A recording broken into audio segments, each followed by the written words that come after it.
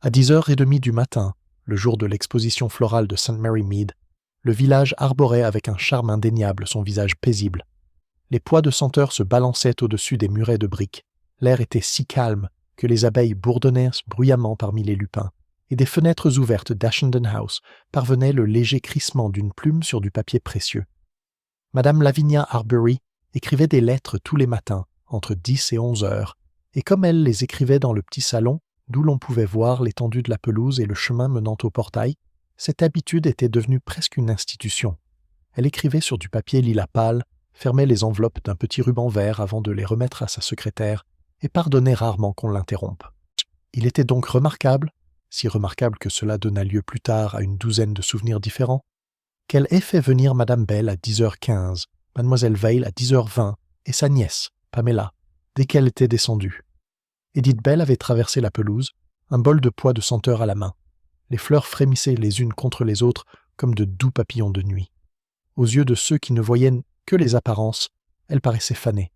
Pourtant, la douceur se lisait sur les lèvres de son visage, et une grâce particulière se lisait dans ses mains, malgré la rugosité du jardinage.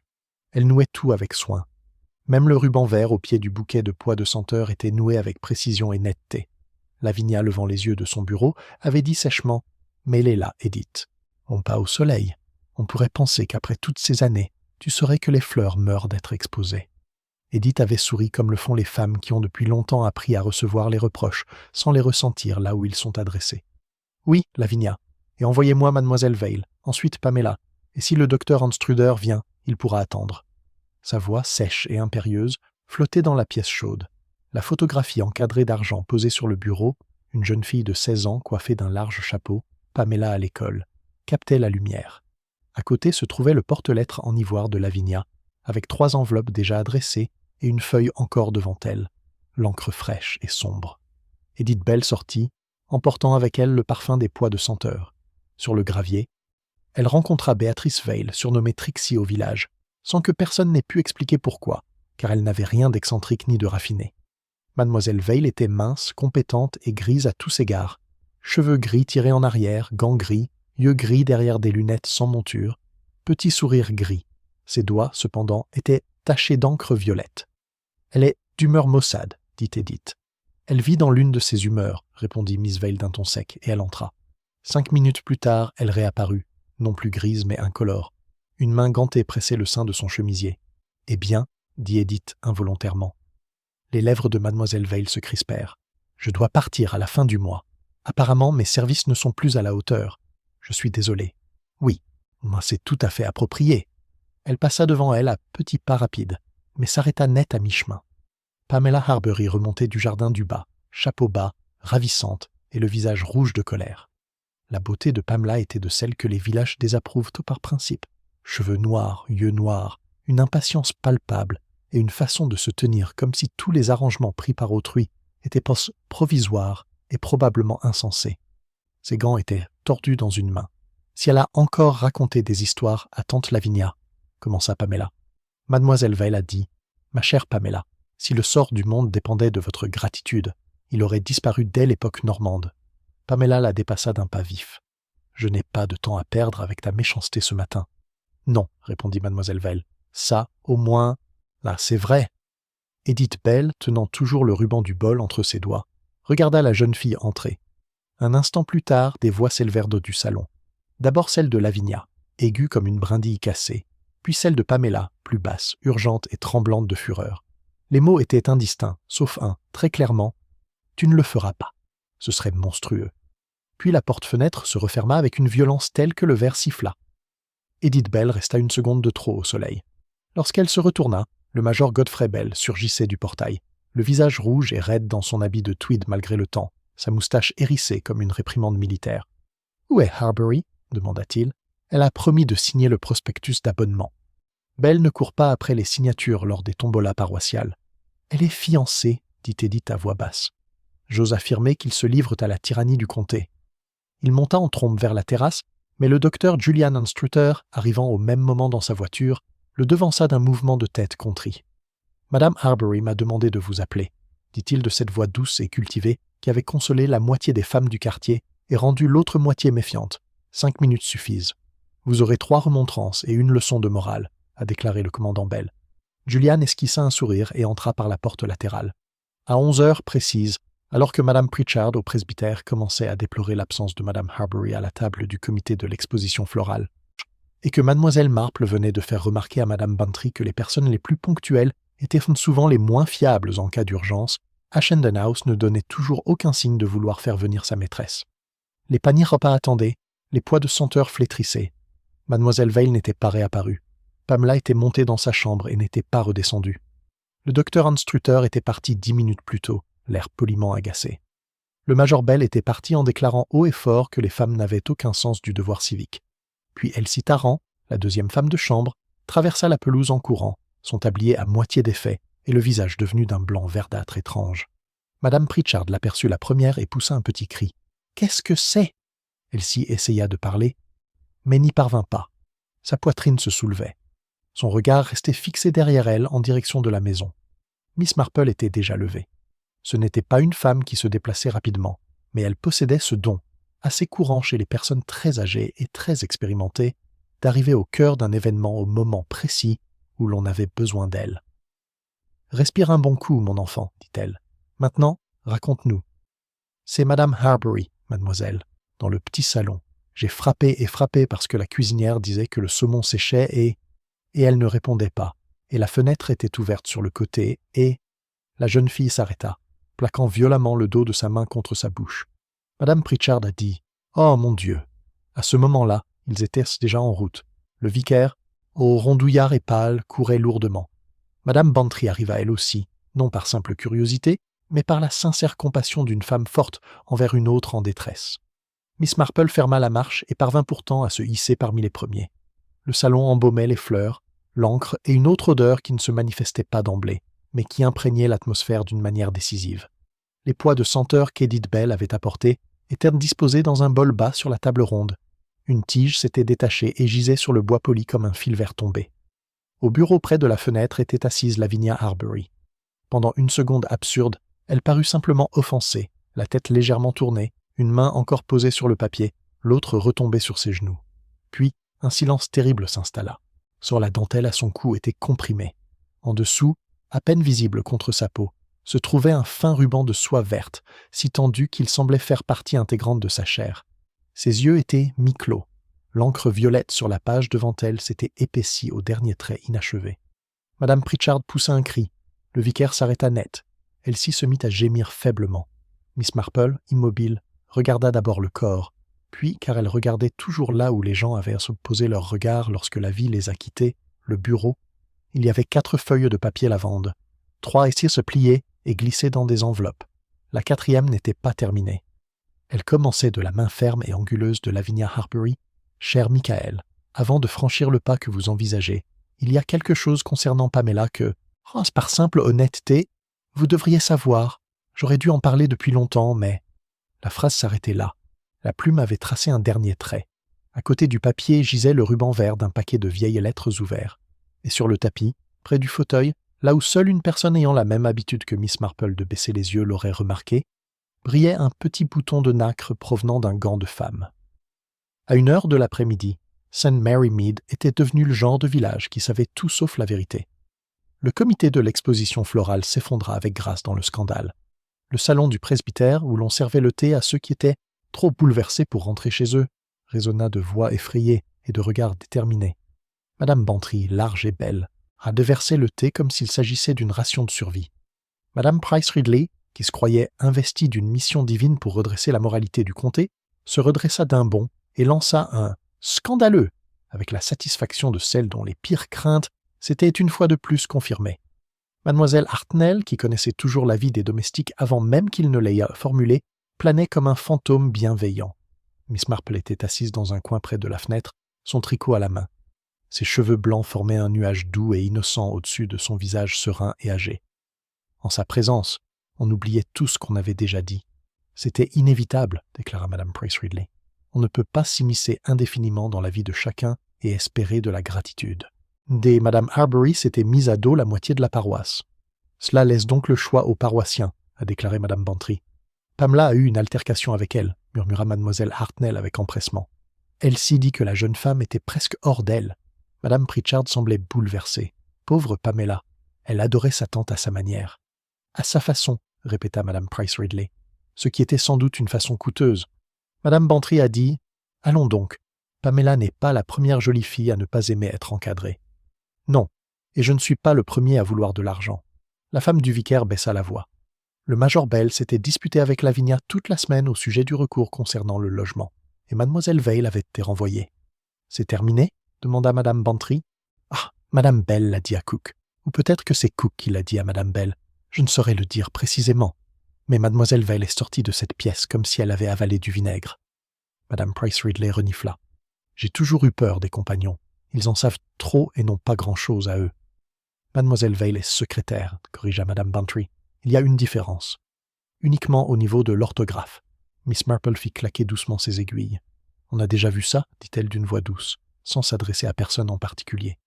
Une femme dépendante qui a consacré des années à une maison peut finir par croire qu'elle y a des droits. Et lorsqu'elle découvre que ces droits ne sont pas reconnus, elle peut devenir, pas méchante à proprement parler, mais très amère. « Ah, moi !»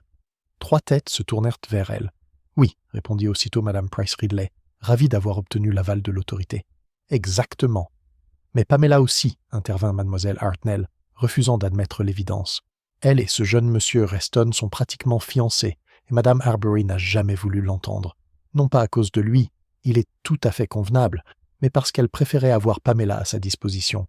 J'ai souvent pensé qu'il ne fallait jamais être trop généreux avec ses proches. Cela les agace. » Madame Bantry laissa échapper un rire sec. « C'est une doctrine charmante. » La porte s'ouvrit, et l'inspecteur Craddock entra. Grand, compétent, il paraissait plus fatigué que l'heure ne le justifiait. Il avait ce don typique des policiers de feindre de partager le chagrin du village tout en le considérant, en secret, comme un nid de mensonges. « Mes excuses, mesdames. J'ai dû demander des déclarations. » Madame Pritchard s'agita. « Inspecteur, c'est terrible. Vous imaginez ?» Craddock prit le thé que Madame Bantry lui tendait. « J'ai plusieurs idées. Les multiplier ne leur apportera rien de plus. »« Était-ce un vol ?» demanda mademoiselle Hartnell. « Non. »« Alors, quelqu'un dans la maison ?» Craddock la regarda avec respect. « Ça commence généralement comme ça. » Madame Price Ridley se pencha en avant. « Le mot mentionne Pamela. »« La lettre inachevée mentionne Pamela, » a déclaré Craddock. « Ce n'est pas la même chose. Mais cela suffit. »« Non, Madame Price Ridley, ce n'est pas le cas. » Miss Marple, sans lever les yeux, dit « Lavinia Harbury n'était pas du genre à privilégier l'essentiel. Elle aimait les préambules. Si elle avait voulu accuser quelqu'un de méfait, elle s'y serait prise par détour. » Le regard de Craddock se porta sur elle. « C'est intéressant. »« Oh, une simple habitude, comme on le remarque. Elle aimait bien contrôler l'atmosphère d'une pièce. » Madame Bantry laissa échapper un petit rire de reconnaissance ravie. La conversation s'élargissait et se transformait, comme c'est souvent le cas dans les villages, emportant avec elle des noms. Pamela Harbury, qui avait tout sauf la patience. Béatrice Vale, qui avait la patience et bien peu d'autres qualités. Le docteur Julian Anstruther, distingué, endetté, et trop souvent présent à Ashenden House au goût de certains. Le major Bell, indigné à propos des souscriptions et des limites de propriété. Stephen Elwell, l'avocat de Lavinia, précis et froid, arrivé quelques minutes après l'alarme et qui s'était chargé des clés, des papiers et des affaires pratiques avec un tel calme que plusieurs dames le soupçonnèrent aussitôt de quelque chose. La pauvre Edith Bell, qui avait simplement apporté des fleurs et en était ressortie blanche comme un linge. Michael Reston d'Old Hall, le jeune homme le plus en vue du comté, auquel Pamela était certainement, officieusement peut-être, fiancée. Il était à Londres, mais on l'attendait pour le soir même. Chaque nom alimentait les commérages un instant, puis s'éteignait, laissant derrière lui une trace de dessin, comme le sillage d'un bateau. Craddock posa sa tasse. « Je vais m'entretenir à nouveau avec mademoiselle Harbury et mademoiselle Vale. Le docteur Anstruther m'a déjà fait une déposition, le major Bell aussi. Madame Bell dit avoir déposé des fleurs et être partie aussitôt. Madame Price Ridley a dit d'un ton sombre. Ces femmes discrètes observent tout. Miss Marple regarda par la fenêtre. Au-delà de la pelouse, dans le champ de l'église, les tables abandonnées de l'exposition florale se dressaient sous des auvents rayés. Quelqu'un avait laissé les cartes de prix face cachée. Elles flottaient dans la brise comme des lettres non encore lues. « C'est curieux, » dit-elle doucement, presque pour elle-même. Comme souvent, les problèmes commencent par quelque chose qu'on avait l'intention de dire et qu'on a remis à plus tard. Personne n'écoutait, car à ce moment-là, Pamela Harbury est entrée. Elle avait changé de robe, mais pas de visage. La beauté ne pouvait plus rien y faire. Ses yeux étaient gonflés, bien que secs. sa bouche, toujours expressive, et s'était figée par la souffrance. Elle s'arrêta à l'entrée de la pièce et chercha Edith Bell du regard, brièvement et presque désespérément. Edith se leva d'une chaise dans un coin et se précipita vers elle. Ce petit geste, si instinctif, si spontané, ne fut remarqué que par Miss Marple. « Ma chère, » commença Madame Pritchard.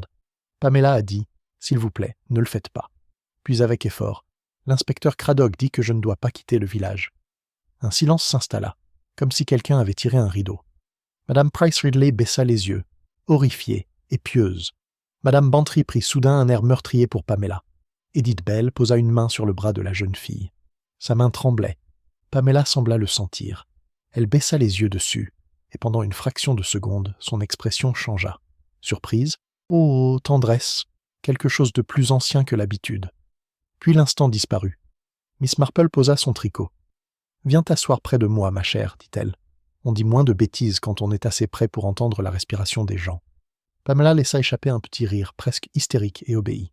Lorsqu'elle s'assit, Miss Marple remarqua que ses gants étaient dépareillés. L'un d'eux était dépourvu d'un bouton de nacre. L'inspecteur Craddock mena le premier interrogatoire officiel à Ashenden House cet après-midi-là, et si la pièce choisie était censée intimider, elle y parvint parfaitement. La bibliothèque était sombre, même en plein soleil. Les livres montaient jusqu'au plafond. Une horloge en marbre tic-taquait, comme si le temps ne s'écoulait pas simplement, mais était jugé. Ah, Miss Marple n'était pas officiellement présente. Officiellement, elle se trouvait dans le hall avec Madame Bantry, venue apporter un sac de voyage à Pamela. En réalité, les portes des maisons de campagne n'ont jamais empêché les vieilles dames de révéler la vérité. Pamela était assise bien droite dans un fauteuil en cuir, une main crispée sur l'autre si fort que ses jointures blanchissaient. Craddock avait posé la lettre inachevée sur le bureau à côté de lui, non pas pour l'accuser, mais pour qu'il ne puisse pas l'oublier. « Tu t'es disputé avec ta tante ce matin, dit-il. »« Oui. »« À propos de M. Michael Reston ?»« Oui. »« Quelle était la nature du désaccord ?» Pamela regarda le tapis. « Ma tante n'approuvait pas mes fiançailles. Étiez-vous fiancés ?» Il y eut un bref silence. « Pas officiellement. Mais en substance ?»« Oui. » « Madame Harbury avait-elle l'intention de l'interdire ? » ?»« Elle avait l'intention de l'empêcher. Avec ma tante, il n'y avait guère de différence. »« Comment ?» Pamela prit une grande inspiration. En faisant des scènes, en parlant à la mère de Michael, en menaçant de modifier son testament, en disant des choses qu'elle n'avait pas le droit de dire. Quelles choses ? Je ne sais pas. Craddock resta silencieux un instant. « Mademoiselle Harbury, votre tante écrivait à Michael Reston lorsqu'elle est décédée. Elle y écrivait qu'il y avait quelque chose vous concernant qu'il se devait, par simple honnêteté, de savoir. » Pamela releva la tête. Une couleur violente envahit son visage avant de disparaître. « Elle m'a montré le début, » dit-elle après un instant. « Elle me l'a agité comme une maîtresse d'école. Elle a dit que si je persistais dans ce qu'elle appelait ma folie, Michael devrait apprendre la vérité de sa bouche, et non par des ragots. Quelle vérité ? Elle ne voulait rien dire. Elle aimait le suspense. Craddock la regarda. « Avez-vous essayé de prendre la lettre ?»« Oui. » Madame Bantry, à l'extérieur, laissa échapper un cri d'alarme. Miss Marple posa légèrement la main sur sa manche. « J'ai essayé de le lui arracher, » poursuivit Pamela. « Elle me l'a retiré. Je lui ai dit qu'elle était monstrueuse. J'ai peut-être même dit que je la détestais. Une douzaine de filles ont dit la même chose à leur tante tyrannique depuis le déluge. L'avez-vous menacée ? Si je l'ai fait, je ne le pensais pas. C'est souvent là que réside la difficulté. » Pamela le fixa du regard, puis laissa échapper un rire sans la moindre joie. « Vous voulez les mots exacts, inspecteur ? Très bien. J'ai dit, si vous gâchez tout, je ne vous le pardonnerai jamais. » Elle a alors rétorqué que je devrais être reconnaissante de tout ce qu'elle avait fait pour moi. J'ai répondu que la gratitude n'était pas synonyme d'esclavage, et elle m'a ordonné de quitter la pièce. « Et vous l'avez fait ? » ?»« Oui. »« À quelle heure ? » ?»« Je ne sais pas, vers 10h30. »« Avez-vous vu quelqu'un dans le passage ? » ?»« Mademoiselle Vale. Elle était près du linge pressé, et Edith Bell sur la terrasse. »« Êtes-vous revenu plus tard ? » ?»« Non. » Craddock sortit le bouton de gant en nacre d'une enveloppe. « On l'a trouvé près du fauteuil de votre tante. » Pamela le regarda et ferma les yeux. Puis, dans la lutte pour la lettre, un de mes gants l'a perdu. « Vous êtes donc certain que c'est arrivé ? » ?»« Non, je ne suis plus sûr de rien. » Il laissa la question en suspens. « Où êtes-vous allé après avoir quitté la pièce ? » ?»« Jusqu'à ma chambre.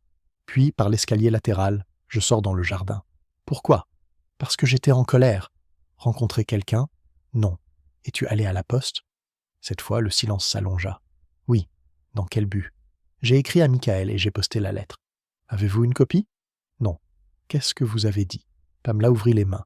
Que ma tante voulait s'immiscer, qu'il ne devait pas écouter ces histoires, que s'il avait la moindre confiance en moi, il devait descendre immédiatement. L'a-t-il fait ? Je ne sais pas. Je l'ai posté. Quelqu'un vous a vu là-bas ? Madame Sims travaillait dans le magasin. Craddock a noté cela.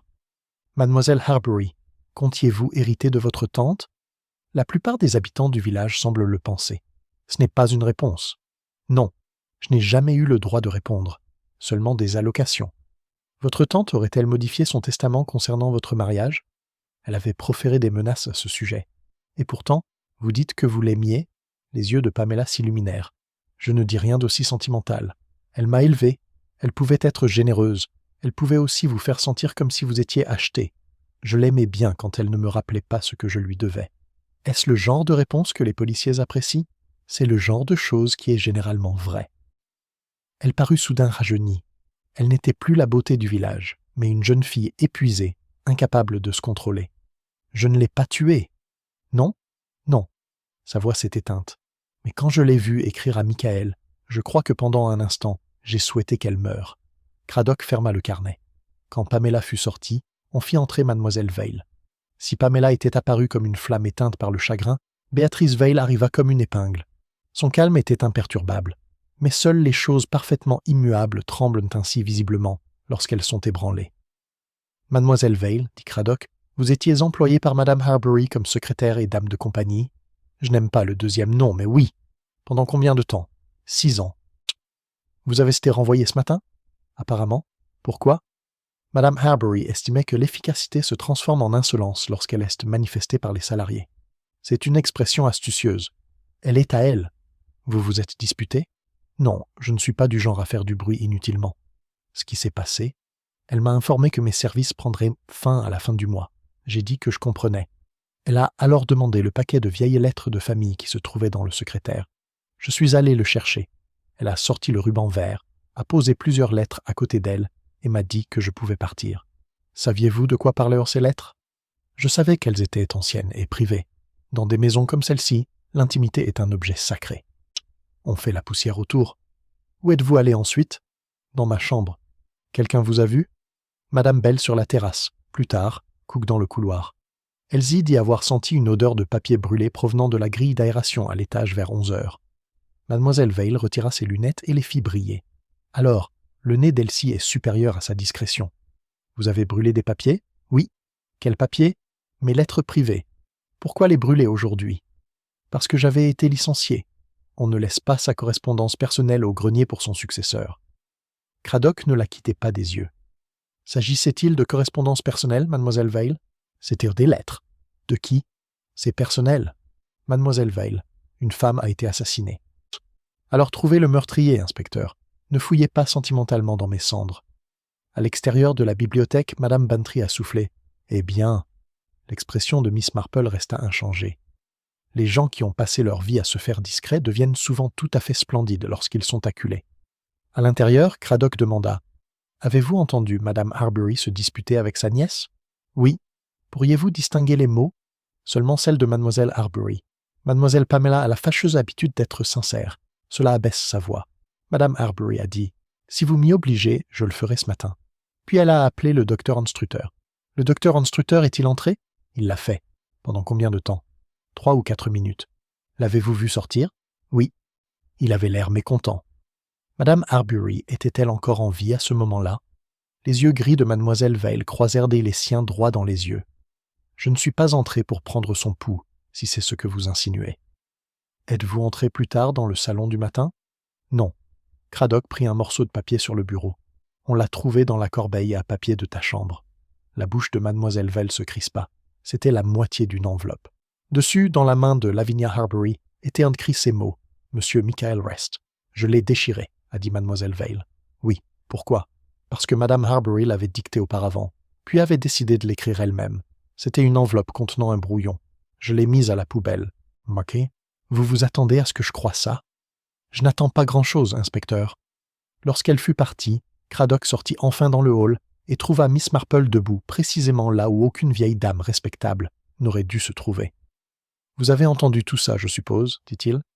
Mon ouïe est plutôt bonne dans les cas désagréables. Qu'en pensez-vous ? Miss Marple lissa un brin de laine. Pamela est amoureuse et effrayée. Miss Vale est fière et effrayée. Le docteur Anstrutter est prudent. Le major Bell est d'une colère habituelle. Madame Bell a peur de quelque chose qu'on ne lui demande pas. Craddock la regarda plus attentivement. Et le bouton de nacre? Oh, les fillettes déchirent leurs gants tous les jours quand elles sont émotives. Ce genre de preuve, c'est comme trouver de la confiture par terre dans une chambre d'enfant. Vous ne croyez pas que Pamela l'ait fait? Miss Marple resta si longtemps silencieuse qu'il esquissa un sourire. Vous l'êtes, dit-il. Oui, répondit Miss Marple à l'improviste. Pour le moment, je crois que oui. Une fois que Miss Marple s'était forgé une opinion, elle ne s'y accrochait jamais simplement parce que c'était la sienne. Mais elle lui laissait, comme à tout être vivant, le temps de montrer si elle allait évoluer. Pendant les 2 jours suivants, la théorie selon laquelle Pamela Arbery avait tué sa tante sembla posséder précisément cette fâcheuse tendance à prospérer. Elle se nourrissait de chaque conversation, de chaque souvenir, du moindre détail glané au gré des rumeurs villageoises et accroché, tel un duvet de chardon, aux obstacles de l'enquête officielle. Michael Reston revint de Londres ce soir-là, jeune, blond et furieux, mais avec la retenue propre aux hommes élevés, dans l'idée de ne jamais élever la voix devant les domestiques. Il se rendit d'abord à Ashenden House, puis, après une scène à huis clos avec Stephen Elwell, directement au presbytère pour voir Pamela. Miss Marple se trouvait justement avec Madame Pritchard au salon à son arrivée. Pamela se leva lorsqu'il entra. « Michael ?» Il traversa la pièce en 3 pas rapides et prit ses 2 mains. « Qu'est-ce qu'ils t'ont dit ?»« Ce que tout le monde dit. »« Alors tout le monde est un imbécile. » Madame Pritchard trouva une excuse habile et disparut. Miss Marple, dont l'âge lui permettait certaines libertés, continua de s'asseoir près du feu et de compter les points de couture comme si de jeunes amoureux s'étaient toujours consultés sous son œil attentif. Michael dit, d'une voix plus basse, « Est-ce qu'elle t'a montré la lettre ?»« Oui. »« Et tu croyais encore que j'allais l'écouter ?» Pamela se détourna. « Je ne savais pas ce qu'elle voulait te dire. » Il hésita. « Il y a toutes sortes de choses que les vieilles femmes ont l'intention de dire aux jeunes hommes à la veille de leurs fiançailles. Généralement, cela concerne les tâches ménagères. » Elle lui lança un bref regard presque douloureux. « Michael, ne plaisante pas. »« Je ne plaisante pas. Je vais le dire clairement, puisque tout le monde se met à parler à moitié. Quoi que votre tante ait voulu dire, cela ne me fait aucune différence. » Miss Marple laissa tomber une maille. Pamela le vit et se raidit. « On dirait que vous savez quelque chose. » Le visage de Michael changea légèrement, presque trop vite pour être perçu. « Non, Michael. Je sais seulement que votre tante ne m'aimait pas, et qu'elle avait cette croyance victorienne selon laquelle les actes de naissance devaient régir les affections. Peu m'importe quelle branche cachée de l'arbre généalogique qu'elle souhaitait exhumer et dépoussiérer. » Pamela le fixa du regard. Elle pâlit. « Que voulez-vous dire ?» Mais il ne répondit pas.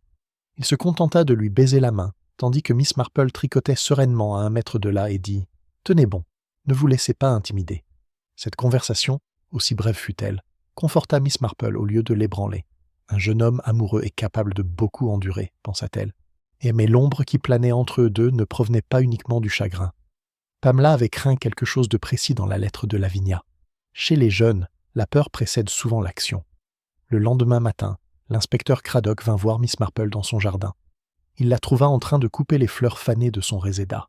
« J'ai examiné les horaires », a-t-il déclaré. « Madame Arbery a été vue vivante pour la dernière fois par le docteur Anstrutter à 10h40. Le corps a été retrouvé à 11h10. Pamela ne peut expliquer de manière satisfaisante 20 minutes de cette demi-heure. Elle a posté une lettre. Oui, Madame Sims se souvient d'elle, mais elle a posté l'annonce à 11h05. Elle avait donc eu le temps auparavant. Précisément. Il se pencha pour examiner une rose, en partie parce qu'elle était là, en partie parce que les vieilles dames parlent mieux quand on ne semble pas les écouter avec insistance. Il y a autre chose. Stephen Elwell dit que Madame Arbery a modifié son testament il y a 1 mois. Si Pamela s'est mariée sans son consentement, elle n'a reçu qu'une petite rente. Le reste a été versé à des œuvres caritatives, avec un legs à Mademoiselle Vale. Les ciseaux de Miss Marple s'arrêtèrent. Un héritage pour Miss Vale ? 2000 livres. C'est intéressant. Cela donne à Mademoiselle Vale une raison de préférer Pamela célibataire, mais pas morte. Pamela, en revanche, avait suffisamment de raisons d'être 3 meurtrières. Et il y a ceci. Il a produit la lettre de Pamela à Michael Reston, retrouvée le matin même, car Reston, à son honneur et aux grandes dames de Pamela, l'avait remise sans l'ouvrir. On pouvait y lire « Michael, une tante Lavinia cherche à vous monter contre moi. Si elle écrit, brûlez le document. Je ne peux rien vous expliquer maintenant. Je vous en supplie. Faites-moi confiance et venez immédiatement.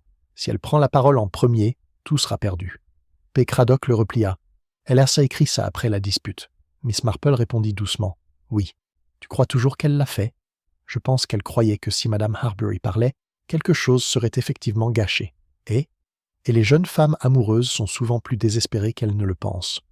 Ce jour-là, au déjeuner, le Major Bell déclara dans la salle à manger du Blue Boar, assez fort pour que 3 tables s'entendent, que les jeunes filles sensibles devraient être envoyées en Écosse jusqu'à leurs 30 ans.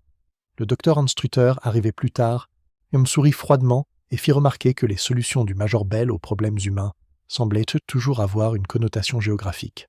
Stephen Elwell mangeait de la sole avec l'air d'un homme dînant au bord d'un éboulement moral. Mademoiselle Vale, n'ayant nulle part où aller en attendant que des dispositions soient reprises, resta à Ashenden House et arpentait les pièces comme une autorité déchue. Pamela se faisait rare. Edith Bell, sous prétexte d'aider Madame Pritchard à inscrire ses fleurs à l'exposition, faisait des allers-retours entre les maisons, les yeux rougis et le visage impassible. À 2 reprises durant cette période, Miss Marple vit quelque chose qui la troubla sans pour autant remettre en cause sa théorie. La première scène se déroulait à la poste. Edith Bell était au guichet, en train d'acheter des timbres. Pamela entra derrière elle, pâle et tendue. Aussitôt, Edith se retourna. « Ma chère, tu ne devrais pas être dehors. » Je ne pouvais plus respirer dans cette maison. Edith tendit la main sans vraiment la toucher, comme si le simple fait de la toucher risquait de trop trahir. « Avez-vous mangé quelque chose ?» Pamela haussa légèrement les épaules, un peu impatiente, mais avec une pointe de tendresse. « Ne t'en fais pas, Edith. Ma chère, si je ne m'inquiète pas, que restera-t-il de moi ?» C'était dit sur un ton léger. Madame Sims sourit. Pamela sourit aussi, d'un sourire étonnamment doux. Un courant de sentiments si ancien et si vulnérable s'installa alors entre elles, que le regard de Miss Marple derrière son innocence s'aiguisa.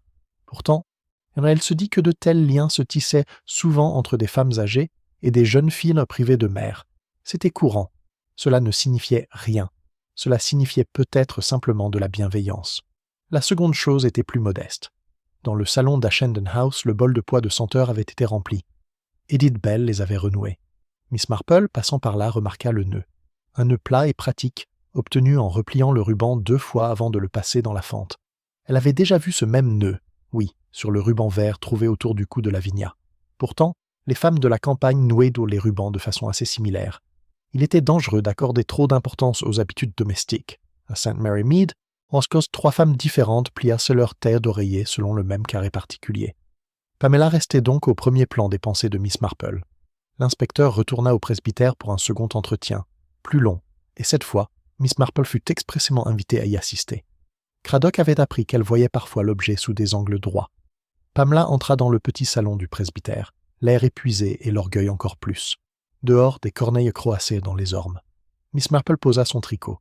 Craddock a dit « Mademoiselle Harbury, j'ai encore 1 ou 2 questions. Vous pouvez refuser d'y répondre, mais je pense qu'un refus serait imprudent. » Pamela esquissa un petit sourire désabusé. Tout semble aller de travers. « Tu m'as dit que ta tante avait menacé de révéler quelque chose à ton sujet à Michael. Avais-tu la moindre idée de ce que cela pouvait être ? » Non, aucun. Elle laissait toujours entendre des révélations. Parfois, elles concernaient les domestiques. Parfois, elles me concernaient. Une fois, elle a insinué que mon père n'était pas celui que j'imaginais. Comme je ne l'ai jamais connu, cela ne m'a pas beaucoup touché. Votre père était le frère de Madame Harbury ? C'est ce qu'on m'a dit. Les aiguilles de Miss Marple, posées immobiles sur ses genoux, lui semblèrent soudain plus lourdes. Craddock a demandé « Votre tante parlait-elle souvent de vos parents ? » « Jamais de mon plein gré. » « Et cela ne vous a jamais paru étrange ?» Pamela le fixa du regard. « Tout dans ma vie à Ashenden House était étrange. On s'habitue au silence chargé de sens. Vous appréciez beaucoup Madame Bell. »« Oui. Pourquoi Madame Bell en particulier ?» Pour la première fois, Pamela parut sincèrement surprise. « Parce qu'elle est gentille. »« Gentille en quoi ? » ?»« À tous les égards importants. Elle a une excellente mémoire. Elle répare les gants sans qu'on le lui demande. Elle remarque si quelqu'un est malheureux et n'insiste pas pour avoir des explications. Elle... » Pamela s'interrompit. « Je ne sais pas pourquoi vous me demandez ça. » Craddock a déclaré d'un ton neutre « Parce que les gens nouent des liens pour certaines raisons. » Eh bien, peut-être parce qu'elle est ce qui me réconforte le plus. Miss Marple baissa les yeux. Craddock changea de sujet. « Mademoiselle Vale dit vous avoir vu dans le couloir après votre dispute. Elle dit que vous pleuriez. C'est possible. Elle dit aussi que vous êtes retourné vers le salon quelques minutes plus tard. » Pamela releva brusquement la tête. « Ce n'est pas vrai. Elle en est certaine. Elle est vindicative. Êtes-vous revenu ? Non. Portiez-vous les gants à boutons de nacre ?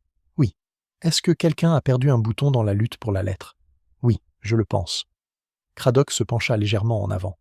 Mademoiselle Harbury, avez-vous étranglé votre tante avec le ruban de ses lettres? Pamela devint blanche comme un linge. Ce n'était pas le cas. De l'indignation sur son visage, mais aussi une tristesse bien plus profonde. Non, dit-elle. La voix de Craddock resta inchangée. Vous comprenez la gravité de la situation? Oui. Et vous persistez à dire non? Oui. Ses mains tremblaient à présent. Oh, bien qu'elle semblât ne pas s'en rendre compte. Miss Marple, qui l'observait, eut l'étrange impression que Pamela ne luttait pas contre la culpabilité, mais plutôt pour empêcher une autre vérité, plus douloureuse car moins simple, de faire surface. Cela ne changea cependant rien à sa conclusion à ce moment-là. Les êtres humains, pensa-t-elle tristement, tremblent rarement pour une seule et unique raison. Craddock referma le carnet d'un petit claquement. Cela suffira pour le moment. Pamela se leva aussitôt, comme si chaque seconde supplémentaire dans la pièce pouvait lui coûter quelque chose d'irréparable. Arrivée à la porte, elle s'arrêta et dit, sans se retourner, « Inspecteur, si ma tante avait vécu 1 heure de plus, aurait-elle envoyé la lettre ?»« Oui. » Pamela posa la main contre le panneau. « Eh, alors peut-être a-t-elle eu plus de chance que nous autres ?» Elle sortit, et le clic du loquet parut étrangement faible. Craddock jeta un coup d'œil à Miss Marple. « Eh bien ?» Miss Marple plia soigneusement le tricot. « C'est le genre de réponse qu'une fille désespérée pourrait donner. Tu crois toujours que c'était elle ?» « Oui, dit Miss Marple, et comme elle était toujours honnête avec elle-même quand cela lui faisait mal, elle ajouta « Même si je n'aime pas y penser. Vous n'êtes pas seul là-bas. » En sortant dans le couloir, ils trouvèrent Edith Bell debout au pied de l'escalier, une main sur la rampe. De toute évidence, elle n'avait pas voulu écouter et en avait déjà assez entendu. Son visage, jamais expressif, semblait presque transparent, mais sa voix, lorsqu'elle parlait, était calme. « Inspecteur, si vous souhaitez me voir, je suis au presbytère où j'aide à l'élaboration des plannings de plantation des fleurs. » Craddock a dit « Je viendrai bientôt. » Edith inclina la tête. Au passage de Miss Marple, celle-ci remarqua qu'Edith avait provisoirement recollé le bouton dépareillé du gant de Pamela avec un fil de coton vert. C'était l'une de ces petites attentions bienveillantes que les femmes ont envers leurs proches. Cela n'aurait pas dû avoir d'importance. Pourtant, l'image resta gravée dans la mémoire de Miss Marple. L'interrogatoire d'Edith Bell eut lieu le soir même, dans le petit salon du presbytère, car la police préfère poser certaines questions confortablement installées dans des fauteuils, surtout lorsqu'il s'agit de personnes à la voix douce. Les fenêtres étaient ouvertes. On percevait, au crépuscule, le doux parfum de l'herbe coupée et le léger cliquetis d'un vélo venant de la ruelle. Edith était assise le dos droit, les mains jointes sur les genoux. Elle portait une robe bleu foncé à col blanc, et comme elle avait aidé Madame Pritchard à ranger les cartes de loterie, une fine pellicule de poussière de papier recouvrait une de ses manches. Elle ressemblait, pensa Miss Marple, à l'une de ces femmes dont l'existence entière semble faite de petits services rendus avant même qu'on les leur demande. Craddock a commencé sans brutalité. « Madame Bell, vous avez apporté des fleurs dans le salon vers 10h15 ? Oui. Que s'est-il passé exactement ensuite ? Madame Harbury m'a indiqué où les placer. Elle m'a demandé d'envoyer Mademoiselle Vale, puis Mademoiselle Pamela. Avait-elle l'air agitée ? Edith réfléchit. Elle semblait résolue. Avec Lavinia, c'était souvent pire. Vous avez entendu la dispute avec Mademoiselle Harbury ? Une partie. Pourriez-vous distinguer les mots ? Une seule phrase, clairement. Mademoiselle Pamela a dit « Vous ne le ferez pas. Ce serait monstrueux. » Et après cela ? Je suis sorti sur la terrasse. Avez-vous rencontré le Major Bell ? Oui, à la porte. Lui avez-vous parlé ? Il m'a demandé si Madame Harbury pouvait signer une circulaire. J'ai répondu qu'elle était fiancée. Lui as-tu dit pourquoi elle était fiancée ? Non. Vous avez dit qu'il y avait eu une dispute ? Non. Craddock marqua une pause. Où êtes-vous allé ensuite ? Au hangar à jardin. Pendant combien de temps ? Je ne sais pas. 10 minutes peut-être. Seul ? Un changement imperceptible traversa son visage. Ce n'était ni de la surprise, et ni de la peur à proprement parler, mais l'immobilité avec laquelle certaines créatures accueillent un coup qu'elles s'attendaient à recevoir. Oui, dit-elle, seul. Les aiguillets de Miss Marple ont cessé d'être utilisés. Craddock a demandé « Que faisiez-vous là ?» On triait les étiquettes. Il nous restait des pots de l'exposition florale. À un moment où régnait la confusion au sein de la maison, Edith serra les poings. On ne peut pas rester sur une terrasse à écouter. Qui peut attester de votre présence ? Personne, je crois. Mademoiselle Pamela est-elle venue à la remise à plantes ? Non. Vous êtes sûr ? Oui. Craddock laissa une page se tourner sous son pouce. Madame Bell, le ruban qui a servi à tuer Madame Harbury était en soie verte, ou d'une sorte très semblable à celle avec laquelle vous avez attaché les pois de senteur. Edith le regarda fixement. Le ruban vert n'est pas rare. Non, mais les nœuds sont plus personnels. Le bol de Mademoiselle Harbury était noué avec un nœud plat et pratique. Le ruban autour du cou de Madame Harbury avait été tiré avec une force considérable. Edith ne dit rien. Craddock poursuivit. « Madame Bell, étiez-vous particulièrement attachée à Mademoiselle Pamela ?» Il y eut un silence assez long pour que l'horloge du presbytère sonne le quart d'heure. « Oui, » finit par dire Edith. « De quelle manière ? Comme on peut s'attacher à un enfant qu'on connaît depuis toujours. »« Un enfant ? Elle sera plus jeune que moi, inspecteur. Vous l'appréciez beaucoup. »« Oui. » Madame Harbury était-elle au courant ? Tout le monde était au courant. Était-elle mécontente ? Lavinia était mécontente de toute affection qu'elle n'avait pas orchestrée. Miss Marple perçut l'amertume de Craddock. C'était la première fois qu'Edith s'autorisait une telle émotion. Madame Harbury s'est-elle jamais opposée à votre proximité avec Mademoiselle Pamela ? Elle n'en a pas parlé. A-t-elle jamais parlé des parents de Mademoiselle Pamela ? Edith pencha légèrement la tête, comme si un courant d'air invisible lui avait effleuré la nuque. Très rarement. Saviez-vous ce qu'elle comptait dire à Michael Reston ? Non, c'est faux, dit soudain Craddock. Edith leva les yeux. Un instant, son calme faillit se briser, non pas par des mots, mais par un écarquillement involontaire des yeux. Je pense, dit Craddock d'une voix plus basse, que vous en savez beaucoup plus que vous n'avez choisi de me le dire. Je ne connais rien qui puisse vous aider. C'est à moi d'en juger. Cela ne ferait que nuire aux gens. Des gens sont déjà blessés. Elle fit un petit geste de la main, comme si l'évidence de ce geste le rendait plus cruel et non plus convaincant. Alors, n'aggravez pas la situation. Pire qu'un meurtre ? À ces mots, elle tressaillit, de façon visible et violente, et Miss Marple ressentit le premier véritable doute s'insinuer dans sa théorie bien ancrée. Il existe de nombreuses formes de peur, la culpabilité n'en est qu'une. Craddock se pencha en avant. « Madame Bell, votre mari est-il retourné à Ashendon House après le départ du docteur Anstrutter ?»« Non. » « Vous en êtes certain ? » ?»« Oui. » « Il dit qu'il n'a pas fait signer sa circulaire et qu'il est allé directement à la salle paroissiale. C'est ce qui s'est passé. Savait-il qu'il y avait eu une scène entre Madame Harbury et Mademoiselle Pamela ? Je te l'ai dit. Je n'ai rien dit. Il y avait quelque chose de trop précipité dans cette réponse. Craddock l'a entendu aussi. Miss Marple, douce comme du lait, demanda « Ma chère Madame Bell, le ruban venait-il des vieilles lettres ou des fleurs ?» Edith se tourna vers elle, surprise pour la première fois. « Je ne sais pas. »« Non ?» demanda doucement Miss Marple. « Je pensais que si. » Le regard de Craddock passait d'une femme à l'autre, mais il ne les interrompait pas. Le visage d'Edith était devenu très pâle. « Il est facile, » murmura Miss Marple, « peut-être de supposer qu'un ruban vient du bureau, car c'est là qu'on voit les lettres. Mais les fleurs laissent tous leurs propres petites traces. Un parfum, vous savez. Une humidité provenant des tiges. On remarque ces choses-là lorsqu'on compose un bouquet. » Edith déglutit. « Je ne peux pas vous aider. »« Peut-être pas, » dit Miss Marple. Quand elle fut partie, Craddock murmura. « C'était intéressant. »« Oui, » dit Miss Marple, « et c'est gênant. »« Vous avez entendu comment elle a nié que Pamela soit allée à la remise à plantes ? » ?»« Oui. »« Vous ne la croyez pas ?» Miss Marple regarda par la fenêtre ouverte, où les derniers rayons du soleil s'attardèrent sur le presbytère comme une lueur retombée. « Je crois, dit-elle lentement, que Madame Bell protège quelqu'un, je ne sais pas encore qui. Mais si le doute s'était installé, il ne bouleversait pas la situation dans son ensemble.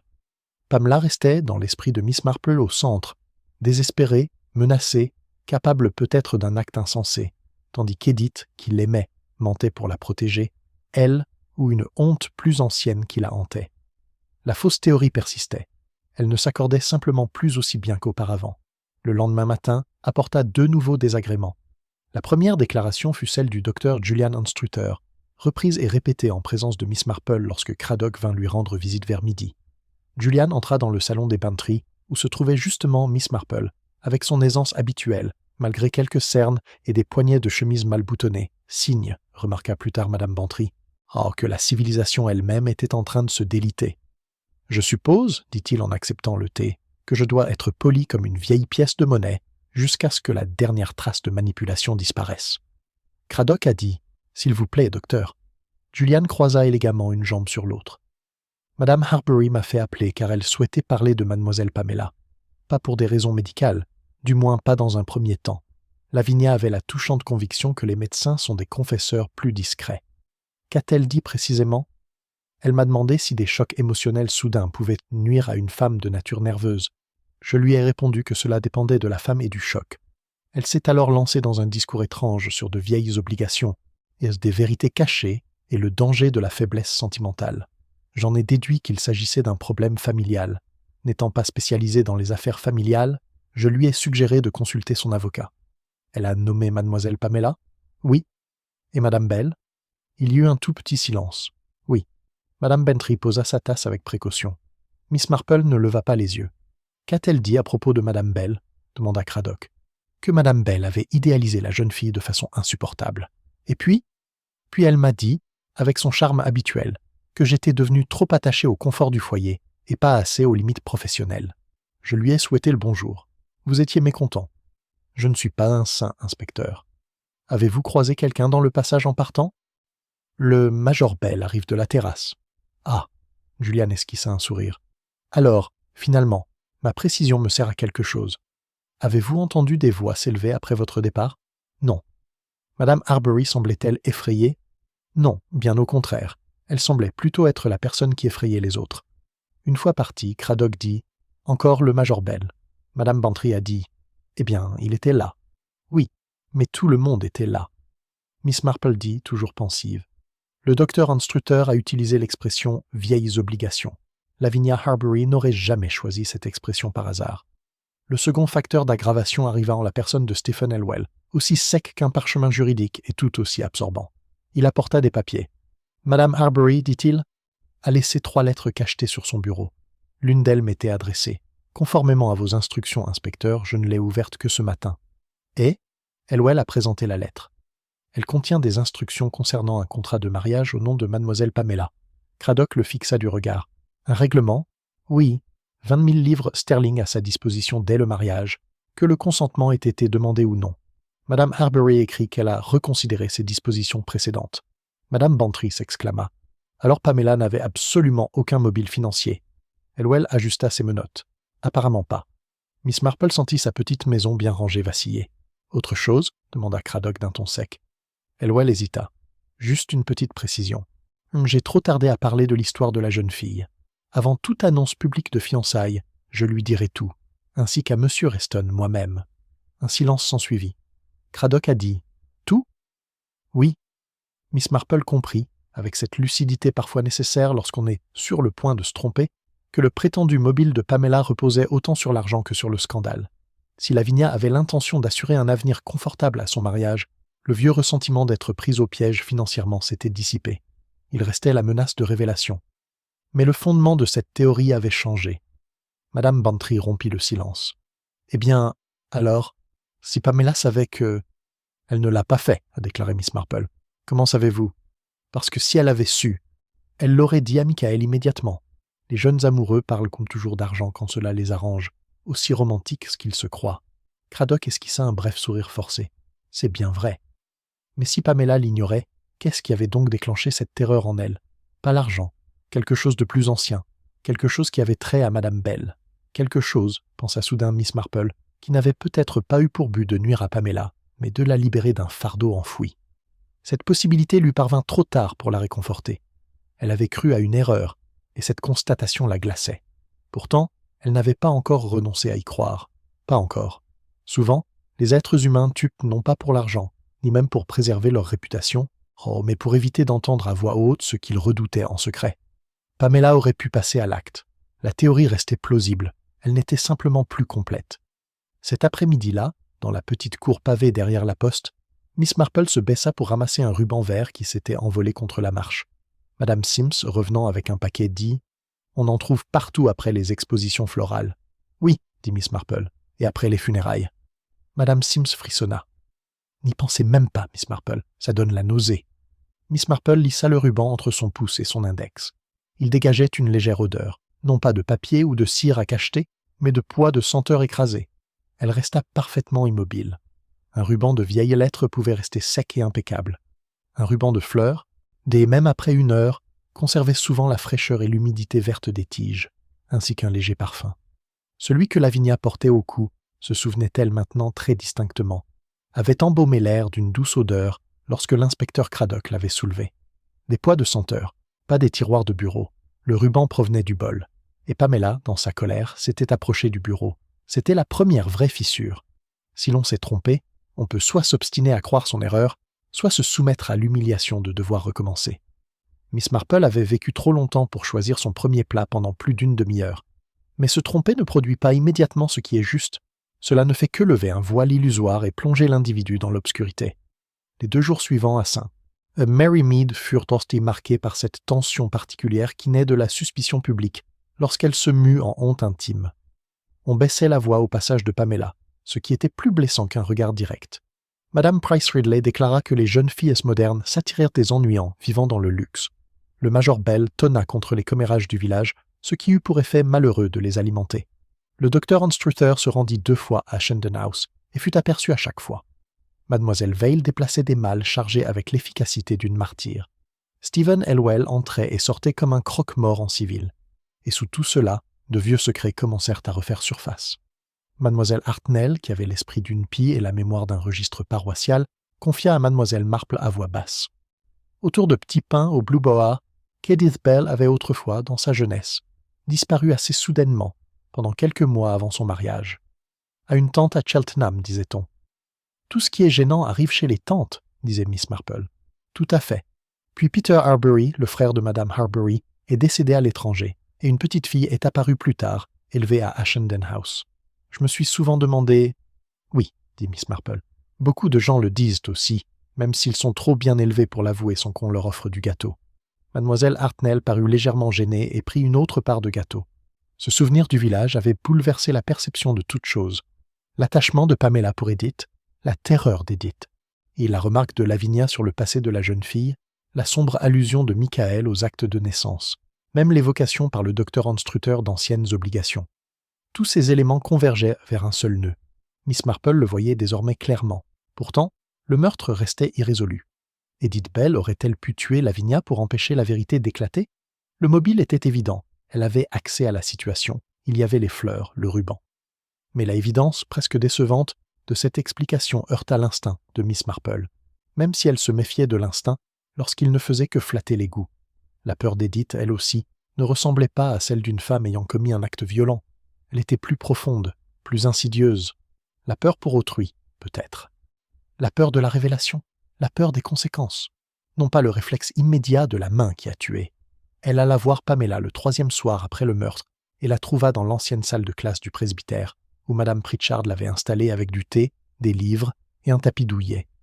La lumière du soir se posait sur les étagères non peintes et les cartes d'Europe comme si l'enfance elle-même veillait sur elle. Pamela se tenait à la fenêtre. Elle ne se retourna pas immédiatement. « Madame Pritchard dit que vous m'avez apporté du gâteau aux graines, dit-elle. Oui, on réfléchit plus gentiment quand on a un gâteau aux graines sous la main. Pamela se tourna alors vers elle, et un changement s'opéra chez la jeune fille, changement qu'aucune nuit de sommeil n'aurait pu engendrer. Son visage paraissait plus dur, et ses yeux étrangement plus jeunes. « Tu crois que c'est moi qui l'ai fait ?» demanda-t-elle. Miss Marple ne mentait jamais quand la vérité pouvait encore être utile. Je le pensais aussi. Pamela hocha la tête, comme si la douleur était moins vive qu'elle ne l'avait imaginé. Et maintenant ? Maintenant, je crois que je ne comprends pas suffisamment. Pamela esquissait un petit rire. C'est plus encourageant que ça n'en a l'air. Miss Marple s'assit. Ma chère, lorsque des gens sont gentils avec nous dans une maison où la gentillesse est rare, nous nous trompons souvent sur la source de cette gentillesse. Nous supposons qu'elle est accidentelle, car penser autrement nous obligerait à poser des questions. Pamela resta parfaitement immobile. Vous voulez dire Edith? Oui. Pamela revint lentement de la fenêtre. Tam, si vous comptez me raconter des histoires de village, je vous en prie, abstenez-vous. Tout le monde a pris soin de ne pas me les dire en face, mais je n'ai jamais cru qu'il manquait d'imagination. L'imagination ne m'intéresse pas. Je veux seulement savoir pourquoi vous préférez être soupçonné de meurtre plutôt que d'expliquer où vous étiez. Pamela la fixa du regard. Miss Marple a dit « Vous n'êtes pas resté dans votre chambre tout le temps après la dispute. » Non. Vous n'étiez pas seulement à la poste? Non. Vous étiez avec Madame Bell. Pamela s'assit brusquement, comme si ses genoux avaient cédé. Miss Marple l'observa avec bienveillance. Je crois que Madame Bell essaie de vous protéger, et peut-être essayez-vous de la protéger aussi. C'est très joli et très dangereux. Pamela pressa ses 2 mains contre son front. Elle m'a supplié de ne rien dire. Pourquoi? Elle a dit que ça allait tout gâcher. Qu'est-ce qu'elle t'a dit? Les mains de Pamela retombèrent. Son visage était devenu blanc. Rien, c'est le pire. Miss Marple attendait. Pamela dit d'une voix basse et posée. Quand je suis sortie après la dispute, Edith était près de l'allée d'If. Elle avait l'air, comme si elle avait avalé du poison. Elle m'a demandé de la suivre, non pas à la maison, mais à la remise. Elle alla fermer la porte et était restée là à me regarder de cette façon terrible. J'ai cru que tante Lavinia avait eu une crise.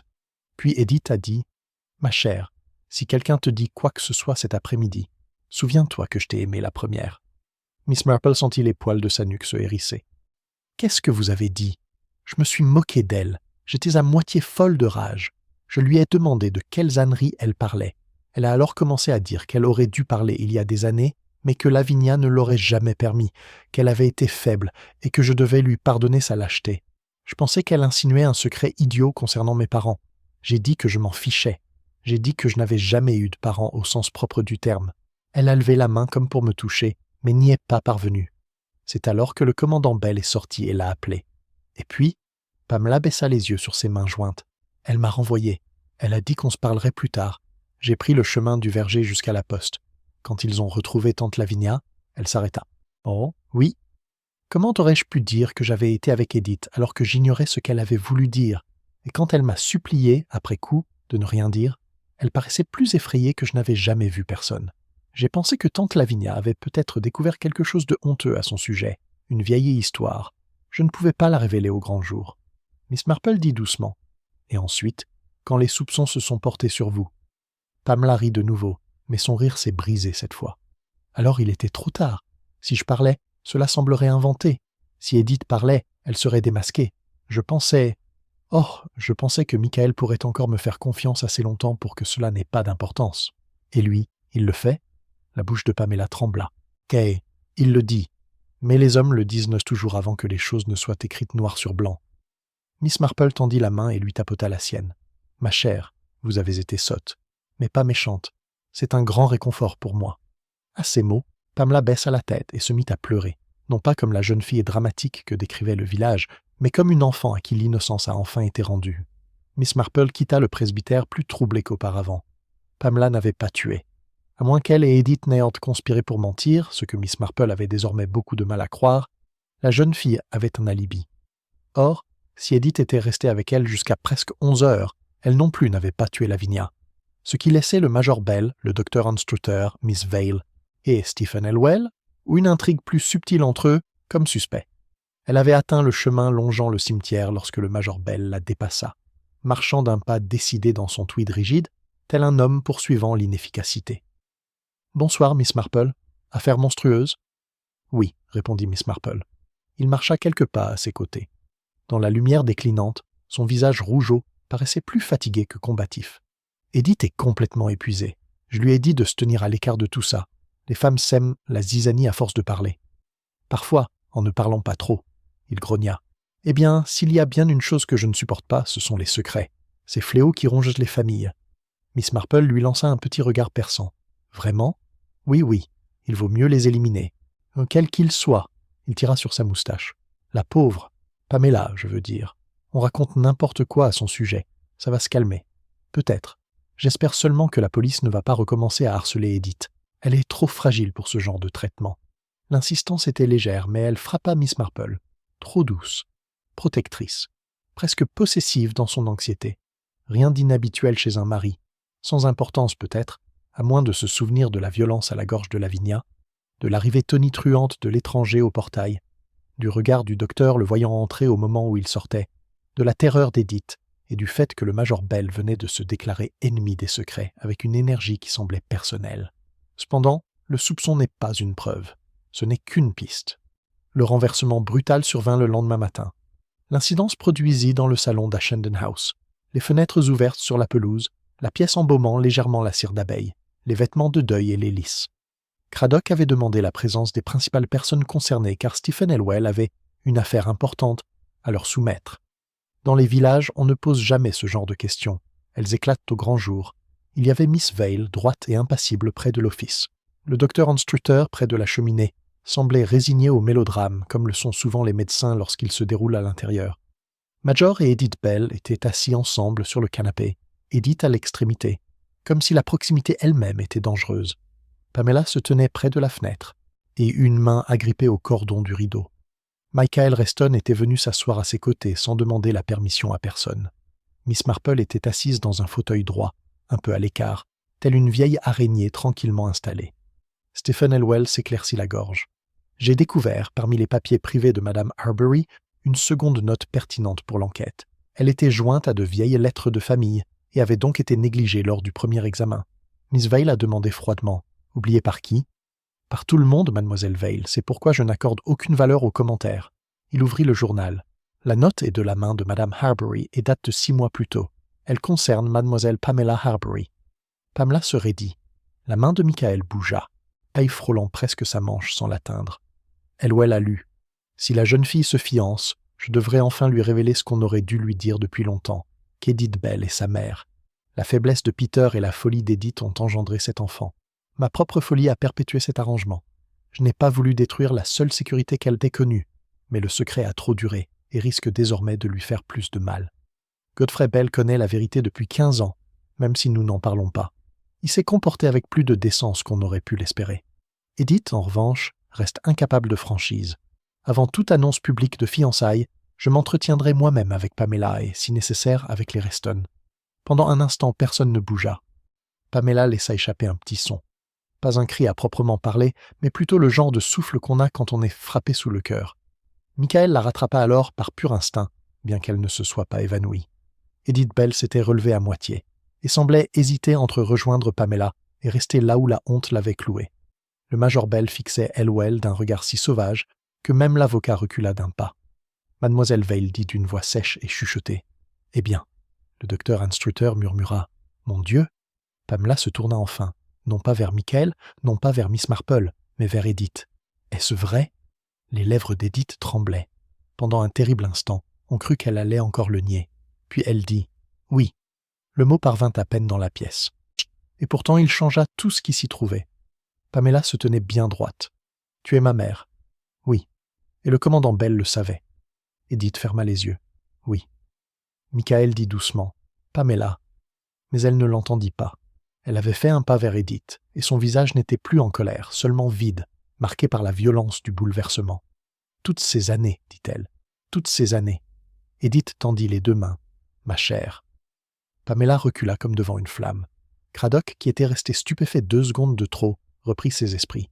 « Madame Bell, dit-il sèchement, si mademoiselle Harbury était avec vous le matin du meurtre, vous feriez mieux de le dire maintenant. » Le major Bell se retourna brusquement. « Mais qu'est-ce que... » Mais Edith prit la parole avant qu'il ne puisse poursuivre.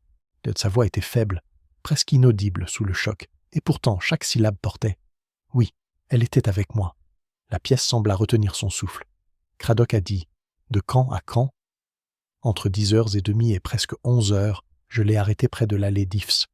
Je l'ai emmenée à la remise parce que Lavinia avait dit qu'elle comptait le dire à Michael ce jour-là et je ne pouvais pas supporter que Pamela l'apprenne de quelqu'un d'autre que moi. J'ai essayé de parler, en vain. Godfrey est sorti et a crié. J'ai renvoyé Pamela par le chemin du verger. Elle est ensuite allée à la poste. Craddock plissa les yeux. « Pourquoi avez-vous caché cela ?» Edith se tourna lentement vers lui. « Parce que j'ai passé 24 ans à le cacher. » Cela me semblait plus facile que de commencer à dire la vérité sous le coup d'une suspicion de meurtre. « Plus facile pour qui ? Pour tout le monde ?» dit-elle avec une soudaine tristesse. « Sauf peut-être pour la fille. » Pamela fit un petit mouvement étrange, à moitié vers elle, à moitié en arrière. Michael lui soutint le bras.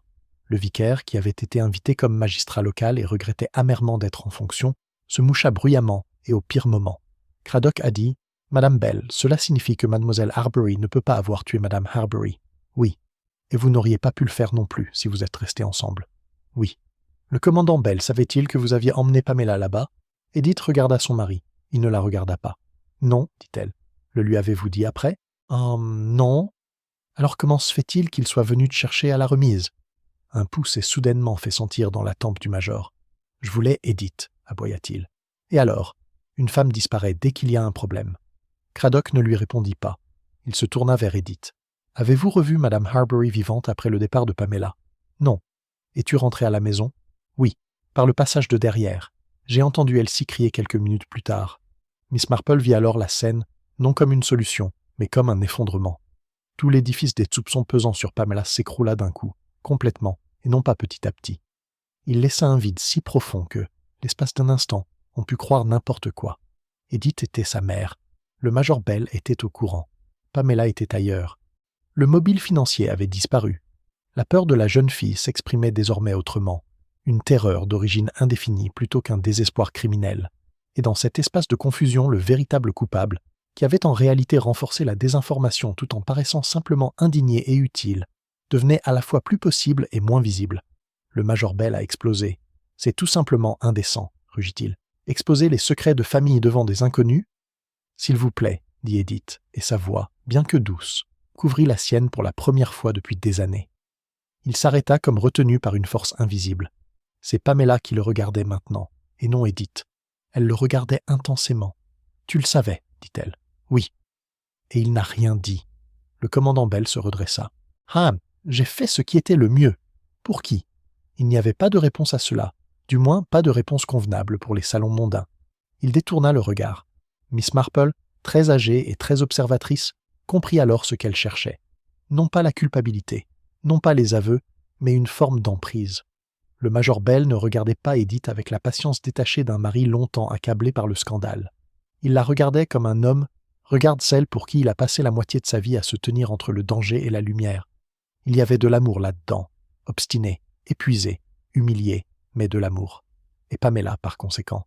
Ce genre d'amour peut tuer plus facilement que la haine, car il se persuade d'agir comme un bouclier. Craddock a déclaré « Cela change considérablement la donne. » Oui, dit Miss Marple. Tout a changé. Personne ne l'a contredite. Personne ne le pouvait. La scène ne se termina pas sans heurts. De telles révélations ne se terminent jamais ainsi. Pamela quitta la pièce, car il lui était devenu impossible d'y rester. Michael l'accompagna. Le vicaire s'enfuit dans une insignifiance bienveillante. Mademoiselle Vail s'assit brusquement et demanda de l'eau avec la dignité de quelqu'un qui réclame une correction parlementaire. Stephen Elwell ramassa des papiers qui ne respectaient plus l'ordre dans lequel il les avait posés. Le docteur Anstrutter resta où il était, observant Edith avec une pitié professionnelle devenue personnelle. Et Edith, une fois que les autres eurent commencé à se disperser, imita ses deux mains sur son visage et dit d'une voix qui ne ressemblait plus du tout à la sienne « J'aurais dû lui dire quand elle avait 6 ans, ou 10, ou 15. Il y avait toujours un moment plus tard, plus clément. On attend la bonté et on finit par sombrer dans la lâcheté. » Le commandant Bell fit un geste comme pour la réconforter, mais elle recula devant lui, aveuglée par la peur. Ce fut le second choc. Non seulement Pamela était innocente, mais le crime lui-même puisait son origine dans un nœud plus ancien qu'on ne l'avait imaginé, tissé des années auparavant par la honte, l'orgueil et une tendresse mal placée. Miss Marple se sentait véritablement perdue. On pensait à Edith, puis on la rejetait, puis on voyait le Major Bell, et enfin on se doutait de l'avoir vu simplement parce qu'il était là, fort et soudainement vulnérable. Alors, la vérité n'avait pas encore été rassemblée, mais l'ancienne vérité avait été brisée, et c'était nécessaire. Dans les jours qui suivirent, Miss Marple travailla très dur pour mériter sa réputation. Elle ne le faisait pas en courant partout, ni en faisant de grands discours. Elle tricotait, rendait visite, se souvenait et observait ce que les gens faisaient de leurs mains quand les mots leur manquaient. C'est là, avait-elle toujours constaté, que l'âme s'exprimait.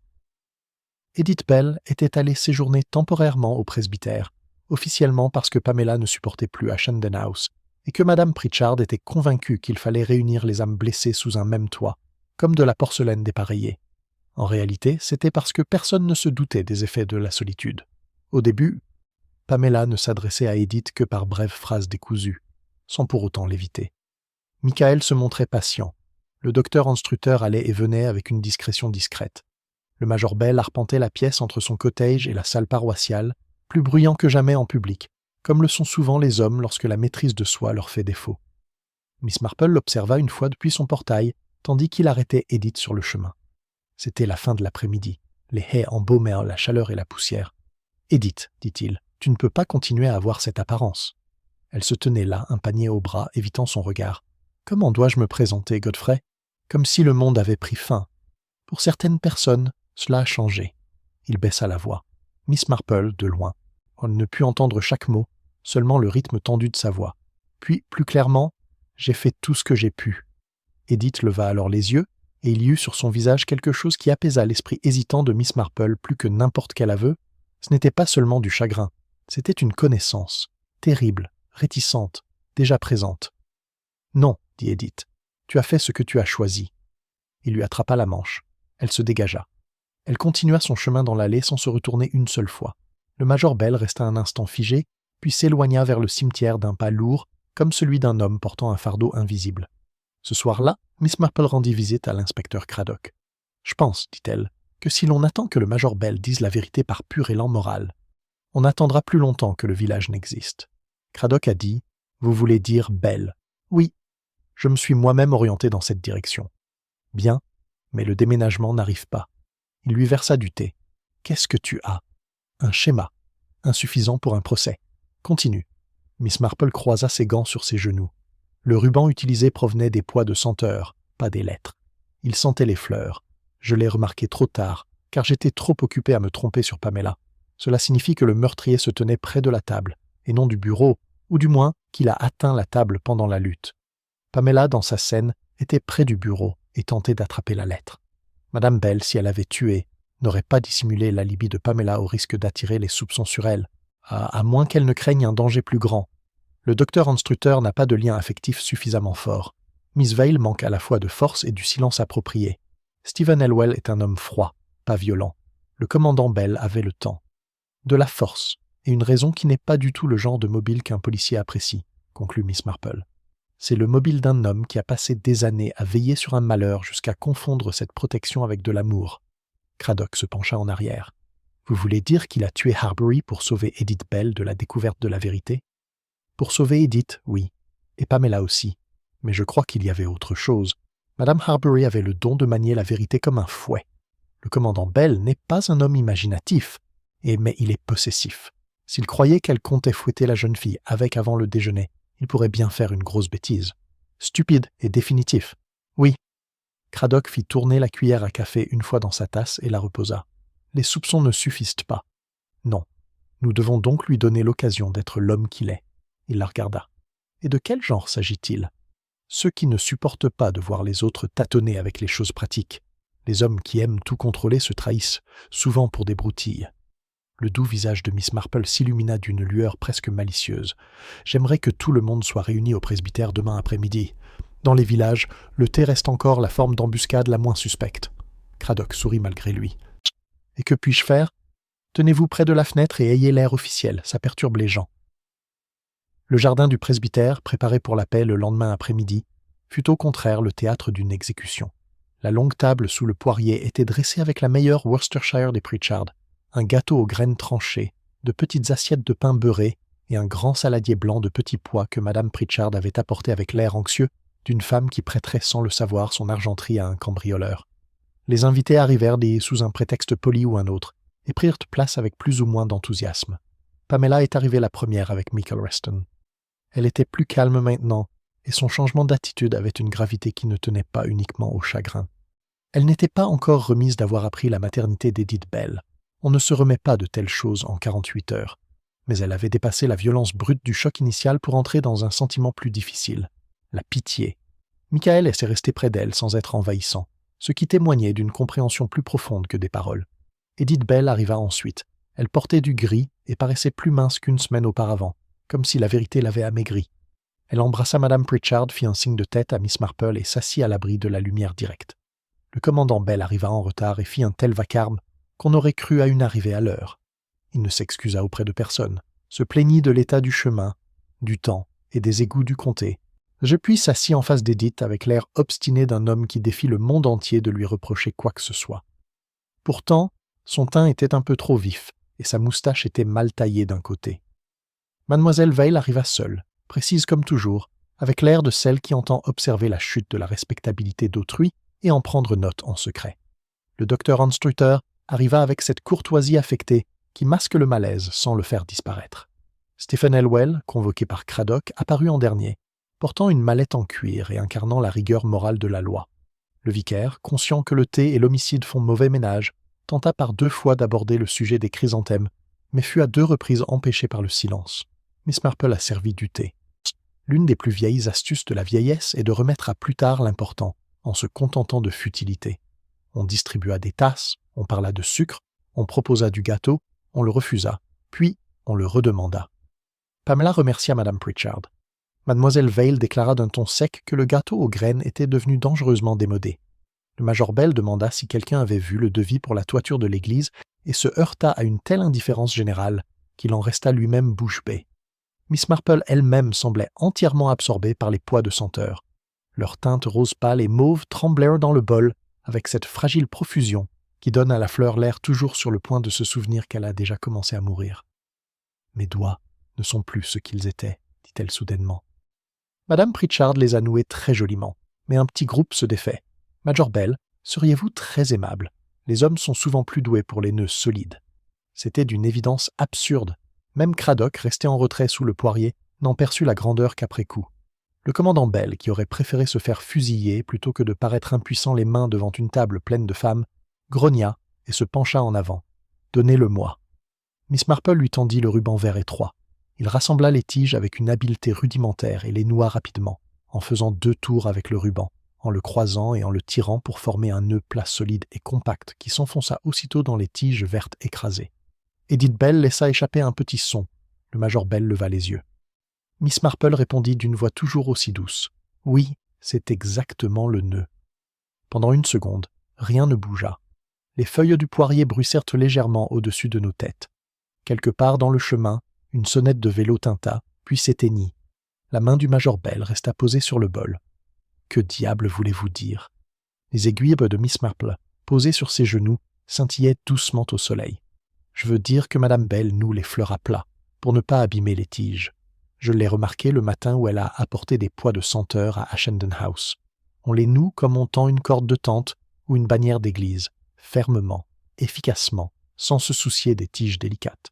Le ruban autour du cou de Lavinia Arbery était noué exactement de cette façon. Edith était devenue toute pâle. Pamela les regardait tour à tour sans encore comprendre, mais suffisamment pour avoir peur. Le major Bell éclata de rire. « Vous me demandez de faire des bouquets et vous me dites ensuite que j'ai pendu le comté avec. Franchement, mademoiselle Marple, les vieilles dames ne devraient pas lire des romans à sensation. »« Non, répondit Miss Marple, seulement les villages. » Craddock fit un pas de plus. La chaise de Michael grinça légèrement sur l'herbe. Le docteur Anstruer s'était figé, comme le fait un médecin au moment précis où son diagnostic se précise. Miss Marple poursuivit doucement. « J'ai été bien naïve pendant un moment. Je croyais que Pamela avait tué sa tante. Le bouton de nacre, la lettre, la dispute, tout semblait l'accuser si l'on acceptait de s'en tenir à l'évidence. Puis j'ai découvert que le ruban ne provenait pas du paquet de vieilles lettres, mais des pois de senteur. Il emportait le parfum, et cela a tout changé. Pamela s'est disputée au bureau. Le meurtrier a utilisé le ruban du bol sur la table. Madame Bell a apporté les fleurs. Elle a su en voyant le nœud qui les avait utilisés. Tous les regards se tournèrent vers Edith. Elle porta une main à sa gorge. « Voilà pourquoi, » dit Miss Marple, « elle était si terrifiée. Non pas parce qu'elle avait tué Lavinia, mais parce qu'elle avait reconnu la main qui l'avait fait. » Le commandant Bell a repoussé sa chaise si brusquement qu'elle s'est renversée. « Absurde !» Craddock dit calmement. « Assieds-toi, Bell. Je ne ferai rien de tel. » Pamela s'était levée elle aussi. « Edith, » murmura-t-elle, « est-ce vrai? Le savais-tu » Edith regarda le major Bell, et dans ce regard sembla disparaître toute la fatigue accumulée pendant 24 ans. La gratitude, la dépendance, la honte, l'habitude, la lassitude, et l'amer résidu d'une ancienne tendresse protectrice qui s'était muée en silence. « Oui, » dit-elle. Le mot a frappé la table plus fort que n'importe quel cri. Le commandant Bell s'est retourné vers elle. « Edith, non. » Sa voix tremblait, mais elle ne flancha pas. « Non, Godfrey, plus maintenant. » Miss Marple croisa les mains sur son tricot. « Inspecteur, dit-elle, peut-être vaudrait-il mieux aller dans le salon. Les gens avouent les plus complètement lorsqu'il y a des murs. Personne n'a protesté. Les villageois se condamneront eux-mêmes à leur propre ruine si la proposition est formulée avec suffisamment de civilité. » Ils entrèrent un, à deux, emportant avec eux un parfum de thé, de pois de senteur et d'appréhension. Le salon du presbytère, avec ses fauteuils en crin et ses gravures inoffensives, n'avait jamais paru aussi inhospitalier aux tourments humains. Craddock s'installa près de la cheminée. Le vicaire rôdait près de la porte, prêt à intervenir, au cas où l'on aurait besoin de prière ou de brandy. Madame Pritchard, pâle et déterminée, ferma la porte sur le monde extérieur. Miss Marple resta debout près de la table basse. Elle ne haussa pas la voix. Elle n'en avait pas besoin. « Lavinia Arbery, dit-elle, a commis une erreur fréquente chez les personnes influentes. Elle pensait que, détenant la vérité, elle possédait aussi le moment et la manière opportun pour la révéler. Ce matin-là, elle avait décidé de parler. Elle fit venir Mademoiselle Vale, Pamela et le docteur Anstruter. Elle commença la lettre à Michael Reston.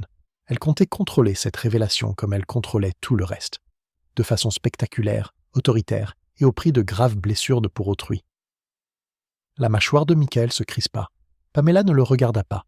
Pamela se disputa avec elle, poursuivit Miss Marple. Naturellement, elle ne voyait que les intentions terribles de sa tante. Elle tenta de s'emparer de la lettre. Dans la lutte, elle perdit le bouton de nacre de son gant. Ce fut la première fausse piste. Elle quitta ensuite la pièce. À ce moment-là, je partageais l'avis de l'inspecteur Craddock. Une jeune fille amoureuse et effrayée pouvait revenir et commettre un acte désespéré. Je me trompais. Elle inclina légèrement la tête vers Pamela, dans une excuse grave et sans emphase, comme une vieille dame. Les lèvres de Pamela tremblèrent. Madame Bell arrêta Pamela dans l'allée d'Ifs et l'emmena à la remise. Elle avait entendu suffisamment de choses pour savoir que la vérité sur la naissance de Pamela ne pouvait plus tarder. La pauvre voulait parler la première. Si elle l'avait fait des années auparavant, bien des souffrances auraient pu être épargnées. Mais ceux qui ont un jour choisi le silence continuent généralement à le choisir, car chaque année nouvelle rend la parole plus difficile que la précédente. Edith ferma les yeux. Miss Marple dit « Pendant qu'ils étaient dans la remise, le major Bell vint chercher sa femme. Il l'appela. Elle ne répondit pas. Le docteur Anstrutter, quittant Ashendon House vers 10h40, croisa le major Bell qui rentrait de la terrasse. C'est ce détail que personne n'a suffisamment pris au sérieux. Le major Bell affirma par la suite être allé directement à l'église. Il mentit. Le visage du commandant Bell s'assombrit. « Je suis peut-être entré. Cela ne prouve rien. » « Au contraire, dit Miss Marple. Cela prouve que l'occasion, alliée au mobile, forme un duo très perturbateur. Craddock dit « Allez-y, Miss Marple. » Le commandant Bell connaissait la vérité sur Pamela. Madame Harbury l'avait écrit dans son mémoire. Il la connaissait depuis 15 ans. Il avait épousé Edith Bell après la naissance de l'enfant, avait accepté le fardeau de sa honte et, fidèle à lui-même, avait protégé la mère et la fille depuis lors. Ce genre de loyauté peut être noble. Elle peut aussi devenir possessive et violente lorsqu'elle est menacée. Le matin du meurtre, il sentait que quelque chose se tramait. Il le pressentait peut-être depuis des jours. Il entra dans le salon et trouva Lavinia encore en train d'écrire. La pièce retint son souffle. Elle était au bureau, dit Miss Marple, et sa voix prit alors cette clarté calme et implacable avec laquelle elle donnait vie aux objets les plus ordinaires. Les pois de senteur étaient posés sur la table ronde, à son coude. Un ruban, noué par Madame Bell, les entourait. Lavinia aurait pris un malin plaisir à faire entendre au major Bell ce qu'elle avait en tête. J'imagine très bien la scène, car on connaît des femmes comme elle.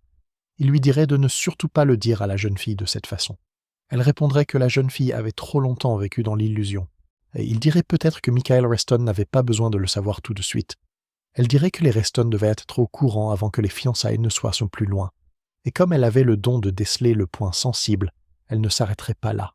Elle parlerait de la faiblesse d'Edith, de l'illégitimité de Pamela, peut-être du scandale qui s'ensuivrait, peut-être, les yeux de Miss Marple se levèrent vers le visage du major Bell, de l'humiliation d'un homme qui avait passé la moitié de sa vie à couvrir le péché d'un autre.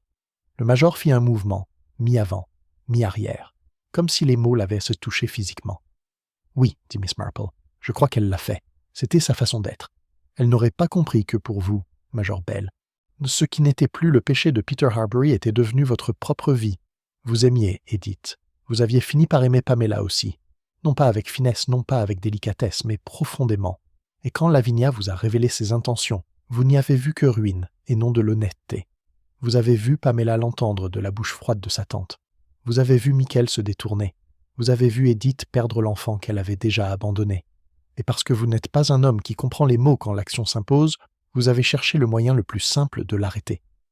Le major Bell ouvrit la bouche. Aucun son ne sortit.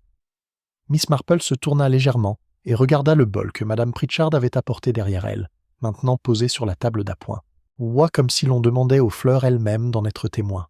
« Tu n'as pas utilisé le ruban vert des anciennes lettres, » dit-elle. « C'était une autre supposition qui nous a induits en erreur. Tu as utilisé le ruban des pois de senteur d'Edith. Peut-être as-tu d'abord cueilli toute la grappe. Une tige s'est détachée et est tombée sur la table. Elsie se souvenait l'avoir vue plus tard. Tu as tiré sur le ruban. Puis, tandis que Lavinia était encore à demi retournée par la colère, peut-être en train de se lever, peut-être une main sur le bureau, tu l'as enroulée autour de son cou par derrière et tu as tiré. Tu es un homme fort. La soie étroite coupe. Elle a juste eu le temps de froisser la dentelle à son col et de faire glisser la plume d'un dernier trait sur le papier. C'est pourquoi la lettre s'est terminée ainsi. Pamela laissa échapper un gémissement étouffé. Michael passa un bras autour d'elle sans quitter le major Bell des yeux. Miss Marple poursuivit, impitoyable uniquement parce que la vérité l'exigeait. Ensuite, vous êtes parti aussitôt par la terrasse. Vous n'avez pas touché à la lettre. Vous n'en aviez guère besoin. La dispute de Pamela et le bouton tombé étaient déjà là, comme autant de soupçons. Vous vous êtes peut-être dit que l'affaire se conclurait naturellement sur la jeune fille, puis s'éloignerait d'elle lorsqu'on découvrirait autre chose. Les meurtriers sont souvent optimistes pendant les 10 premières minutes. Un silence pesant s'ensuivit. Craddock a dit « Bell ?» Le major Bell reprit enfin son souffle. « Astucieux, dit-il d'une voix rauque. Très astucieux, mais ça reste une vieille histoire. Où sont vos preuves ?» Edith prit la parole avant que quiconque d'autre ne puisse le faire. « Le nœud, dit-elle. Il se tourna lentement vers elle. « Je l'ai su en la voyant, poursuivit Edith. Pas tout de suite. Au début, il n'y avait que de l'horreur. Mais ensuite, j'ai vu le ruban. Pas le ruban à fleurs lui-même, pas dans mon esprit, mais le nœud, le tien. Tu attaches toujours les sacs et les paquets comme ça. Trop difficile. J'en ai défait pendant 20 ans. » Sa voix se brisa puis se reprit. « Et quand tu as dit, après qu'on l'ait retrouvé, il vaut mieux que la jeune fille dise la vérité tout de suite, j'ai compris. Jamais de ta vie tu n'avais exigé la vérité aussi rapidement. » Le major ferma les yeux. Miss Marple dit doucement « Voilà pourquoi Madame Bell a menti. Elle essayait de sauver Pamela du scandale et vous de la potence en même temps. C'était trop lourd à porter pour une femme timide. » Le docteur Anstrutter a dit, presque à voix basse « Mon Dieu !» Mademoiselle Vail, raide sur sa chaise, murmura « Quelle sordide! Quelle sordide exactement !» Ce n'était pas sordide. C'était pire que ça. C'était humain. Craddock s'avança. « Major Bell, je dois vous poser la question une nouvelle fois. Avez-vous tué Madame Harbury ?» Le major se tenait au milieu du salon du presbytère, large d'épaules, vieillissant, obstiné, et soudain dépouillé de toute la carapace bruyante qui lui avait servi de rempart. Son visage, autrefois rouge, avait viré à un blanc grisâtre marbré. La main qui cherchait le dossier d'une chaise le manqua. Un instant, il parut simplement vieux. « Non, dit-il. » Mais la parole arriva trop tard et trop faiblement. Personne dans la pièce n'y crut. Pas même, pensa Miss Marple, l'homme qui l'avait prononcé. La voix de Craddock se durcit. « Êtes-vous allé dans la salle du matin après le départ du docteur Anstrutter ?»« Oui. »« Avez-vous parlé à Madame Harbury ?»« Oui. »« Qu'a-t-elle dit ?» Le major Bell regarda alors Pamela, et même s'il n'avait pas tué pour elle, il aurait quand même eu cette apparence, pensa Miss Marple. Ni noble, ni théâtrale, seulement dépourvu de toute méthode autre que la vérité. « Elle a dit, murmura-t-il, qu'à midi la fille saurait ce qu'elle était, et qu'à dîner les restes le sauraient aussi. » Pamela fit un mouvement brusque. Edith porta sa main à sa bouche. « Et ensuite ?» demanda Craddock. Le major déglutit. Lorsqu'il reprit la parole, sa voix avait complètement changé. L'arrogance avait disparu. Il ne restait plus qu'une voix rauque et presque effrayée. « Man !» comme celle d'un garçon avouant une faute en classe. Je lui ai dit que ce n'était pas nécessaire. J'ai dit qu'Edith comptait le lui dire elle-même. J'ai dit de leur laisser du temps. Elle a ri. Son visage se crispa. Vous savez comment elle riait, comme un chien qui quémande à table. Elle a dit qu'Edith avait passé 24 ans à se plaindre. Elle a dit que si Michael Reston avait un peu de bon sens, il romprait avant la nuit, et que peut-être alors la jeune fille apprendrait la gratitude. Il posa les 2 mains à plat sur le dossier de la chaise et se pencha dessus, respirant bruyamment. J'ai dit qu'elle n'en avait pas le droit. Elle a dit qu'elle en avait parfaitement le droit, que c'était elle qui avait laissé le désordre de Peter, qu'elle en avait payé le prix pendant toutes ces années. Puis elle a dit... Il s'est arrêté. « Continuez, dit Craddock.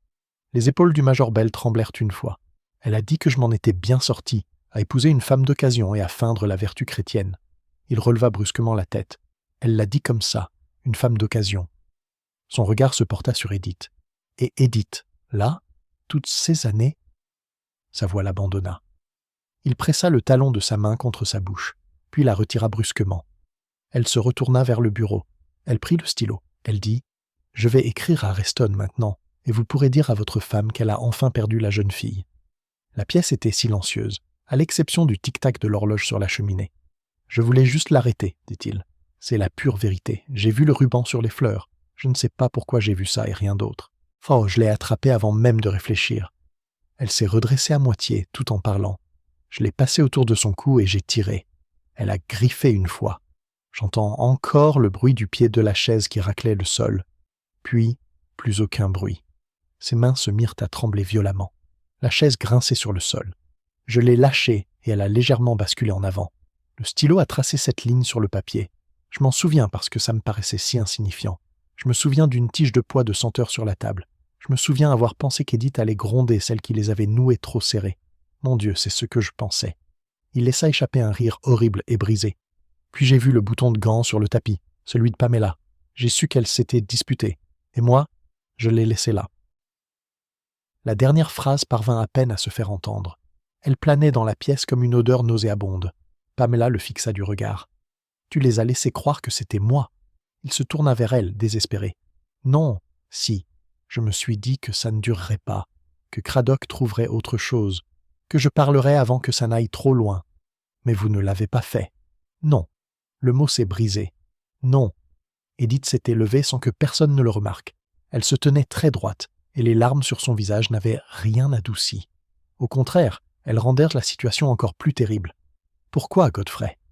Il la regarda comme si la question était insupportable. « Pour toi, dit-il. » Edith secoua la tête une fois. « Pas pour moi. Pour vous deux. Pour tout ce qu'elle a fait. Pour sa façon de te parler. Pour la façon dont elle tenait cette fille entre ses mains, comme un chèque qu'elle allait peut-être encaisser. Pour... » Il s'interrompit, à bout de souffle. « Pour l'avoir entendu dire que tu allais enfin perdre Pamela, et pour savoir qu'elle avait peut-être raison. Crois-tu que j'aurais pu supporter ça? Crois-tu que j'ai tout supporté pour rien ?» Les lèvres d'Edith s'entr'ouvrirent, mais aucune réponse ne vint. Il continua à parler à toute vitesse, le barrage complètement rompu, les mots déferlant avec un désespoir d'autant plus laid qu'il était authentique. « Je t'ai prise quand personne d'autre ne voulait. Je n'ai rien dit. J'ai laissé le village penser ce qu'il voulait. J'ai veillé à ce que cette fille soit nourrie, chaussée et respectable. Je suis resté là, impassible, et tandis que Lavinia te le rappelait à chaque Noël et à chaque déjeuner du dimanche. J'ai vu Pamela se tourner vers toi pour trouver du réconfort, sans jamais comprendre pourquoi.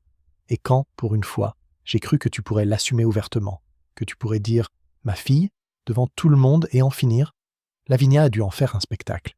Elle a dû choisir la voie la plus cruelle, l'heure la plus cruelle. Elle a toujours préféré briser quelque chose plutôt que de le laisser prospérer. Sa voix s'est alors brisée. Je voulais juste qu'elle se taise. C'était le titre de toute la tragédie, même si aucun d'eux ne le pensait à ce moment-là. Craddock dit très calmement « Major Bell, je vous arrête pour le meurtre de Madame Lavinia Arbery. » Le major n'opposa aucune résistance. Et la résistance est le propre de ceux qui croient encore que le moindre mouvement peut changer le cours des choses. Il semblait s'être replié sur lui-même, comme si le corps militaire si imposant était soudain devenu trop grand et trop exposé pour la sphère brisée qui l'habitait. Pamela resta figée, une main sur la bouche. Michael se plaça légèrement devant elle, non plus pour la protéger du danger, mais du regard des autres. Mademoiselle Veil détourna le visage. Le vicaire semblait avoir oublié tous les rites funéraires qu'il avait appris. Edith fit un pas en avant. « Godfrey, dit-elle. » Il releva la tête. Pour la première fois depuis les aveux, une sorte de paix se dessina sur son visage. Non pas du soulagement, jamais cela, mais ce simple apaisement qui survient lorsque le poids du secret l'emporte enfin sur celui du déshonneur. « Ah, je suis désolé, dit-il. Ce n'était pas suffisant. C'était tout ce qu'il avait. » Edith serra les poings le long de son corps. « Tu aurais dû la laisser parler. » Il laissa échapper à nouveau ce rire brisé. On croit toujours que les gens peuvent supporter plus de vérité qu'ils ne le peuvent réellement. « Non, dit-elle, et les larmes coulèrent enfin, transformant sa voix en quelque chose de plus jeune et presque méconnaissable. Je crois que nous supportons encore plus mal les mensonges. » Il tressaillit comme s'il avait reçu un coup. 2 agents de police étaient apparus à la porte derrière Craddock. Il y eut les petites formalités pratiques des chapeaux, du manteau qu'on alla chercher, du vicaire qui ouvrit la mauvaise porte et ne présenta d'excuses à personne. Durant tout ce temps, le major resta impassible, ne fixant non pas les policiers, mais Edith, comme si la pièce avait disparu depuis longtemps et qu'elle seule demeurait. Lorsqu'on l'emmena, il trébucha sur le seuil. Pamela eut un mouvement brusque puis le retint. Personne ne parla. La porte d'entrée se referma. On entendit le loquet du portail. Puis le village, qui s'était arrêté un instant, reprit son cours dehors. À l'intérieur, Edith s'est affaissée dans le fauteuil le plus proche et s'est penchée en avant comme si on lui avait coupé quelque chose au niveau du ventre. Pamela la regarda longuement. Finalement, elle traversa la pièce. Elle ne s'agenouilla pas. Elle ne l'embrassa pas. Elle posa simplement une main hésitante sur l'épaule courbée d'Edith. Edith saisit cette main dans les siennes et pressa son visage contre elle, pleurant en silence. Personne dans la pièce n'a eu la vulgarité d'appeler cela du pardon.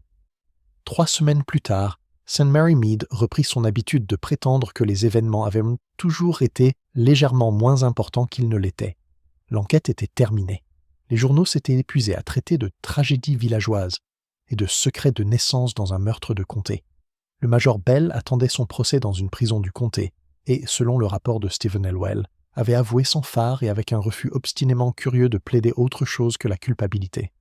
Pamela allait rarement au village et jamais seule. Michael restait inébranlable, ce qui n'étonnait personne, sauf peut-être Pamela. Mademoiselle Veil avait accepté un poste à Bath et était partie avec 2 mâles et une certaine supériorité morale. Le docteur Anstrutter continuait de se rendre au presbytère sous le prétexte agréable qu'Edith avait besoin d'une surveillance médicale. Cela donna lieu à beaucoup de spéculations et à aucune compréhension utile. L'exposition florale, reportée puis réduite, eut finalement lieu par un après-midi venteux de septembre. Le champ près de l'église était resté presque inchangé.